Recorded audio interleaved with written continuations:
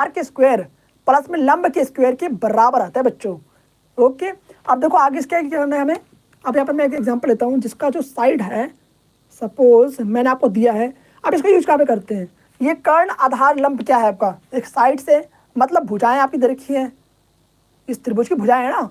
अब सपोज इसमें जो दो भुजाएं आपको दे रखी हैं, तीसरा भुजा आपको नहीं दे रखा है। मान लें कर्ण आपको दिया हुआ है, आधार दे रखा है, आपको लंब नहीं दिया हुआ, तो आप पाइथागोरस प्रमेय से निकाल सकते हैं। ओके, पाइथागोरस प्रमेय से निकाल सकते हैं। जैसे जैसे कहानी में हम आगे बढ़ेंगे वैसे वैसे आपको पूरी कहानी समझ में आने लग जाएगी कि क्या ऐसा हम क्यों कर रहे हैं, इसका यूज कहाँ पर होने वाला है। फिलहाल में समझो, ठीक है। फिलहाल में आप लोग पाइथागोरस प्रमेय समझो ध्यान से, बिल्कुल क्या है क्या नहीं है। पाइथागोरस प्रमेय क्या होता है, कर्ण का स्क्वायर इक्वल टू में आधार का स्क्वायर प्लस में लंब का स्क्वायर होता है। ओके, जो कि आप लोगों ने यहाँ पर लिख दिया, मतलब मैंने लिख दिया। अब देखो यहाँ पर 3, सपोज यहाँ पर 8 लिखा हुआ है और यहाँ पर 6 लिखा हुआ है। यहाँ पर 6 मीटर, यहाँ पर 8 मीटर लिखा हुआ है। यहाँ पर पी क्यू आर लिखा हुआ है, इसका क्यू क्या 90 डिग्री है। अब आपको यहाँ पर कर्ण नहीं दिखा इस केस में। अब मैं बोलूँ बच्चों कर्ण निकालो, मैं बोलूँ आपको कि कर्ण निकालो, तो कैसे निकालोगे, सिंपल है बिल्कुल। आपको पाइथागोरस प्रमेय यूज करना है और उससे आपको कर्ण निकालना है। पाइथागोरस प्रमेय यूज करके आपको सिंपली उससे कर्ण निकालना है। तो पाइथागोरस प्रमेय के अकॉर्डिंग क्या होगा, इसको आप शॉर्ट फॉर्म में ऐसे लिख सकते हैं, एच का स्क्वायर इक्वल टू में बी का स्क्वायर प्लस में पी का स्क्वायर भी लिख सकते हैं। क्यों, एच मतलब होता है हाइपोटेनियस, इंग्लिश में कहते हैं। पी मतलब बेसिक होता है, बेस बेस कह सकते हो, बेस बेसिक नहीं बेस हो, ठीक है।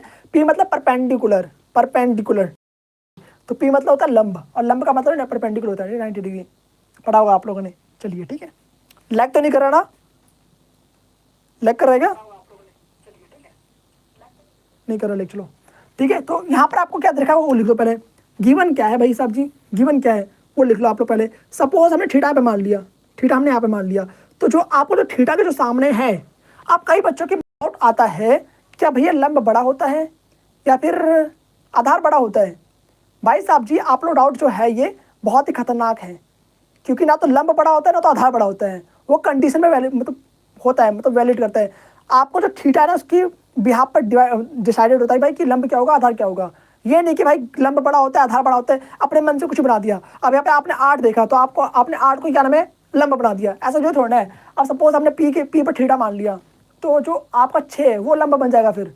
ओके, तो थीटा डिसाइडेड करता है कि लंब क्या होगा आधार क्या होगा, ना कि जोन सी बड़ी साइड है और जोन छोटी साइड है वो बिल्कुल डिसाइड नहीं करता इस चीज़ को।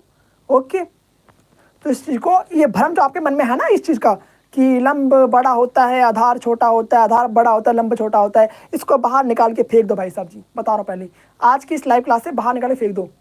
अब ऐसा भ्रम आपके मन में नहीं आना चाहिए। आज के कोचिंग सेंटर में देखता हूँ मैं काफ़ी सारे बच्चों के दिमाग में यही फालतू चीज़ें आती रहती है। मतलब वैसे कोई बात नहीं, बच्चों के दिमाग में आता है ये सब चीज़ें कि हाँ लंब बड़ा होता है, बट ये चीज़ है ना, मतलब ये लंब थीटा डिसाइड करता है, ठीक है। थीटा जो थीटा है आपका, उसके सामने जो साइड होगी वो लंब होगी, 90 सामने कर्ण होगा, और जहाँ थीटा बन रखा है वो आपका होता है बेस, मतलब कि आधार।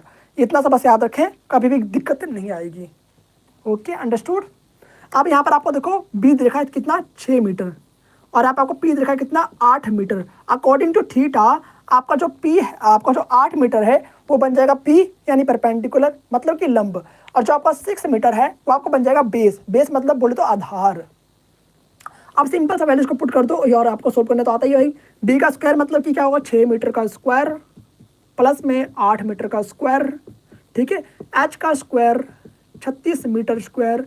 ये सॉल्व करने आपको आता है बच्चों, मुझे पता है आपको आता है, बड़े बच्चों जो भी देख सकते आता है, ये तो आता ही होगा। अब 36 में 64 को ऐड कर दो, कितना हो जाएगा 100 मीटर स्क्वायर हो जाएगा।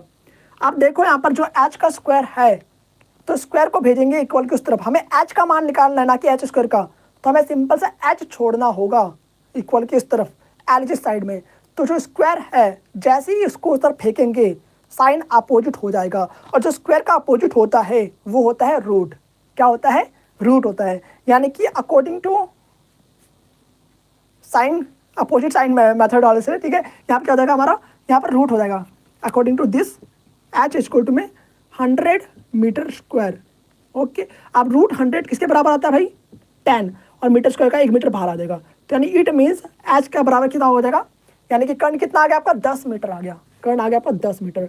तो कुछ इस तरीके से निकालना है आप लोगों को। आई बात समझ में, 6, 8, 10 इज द करेक्ट आंसर।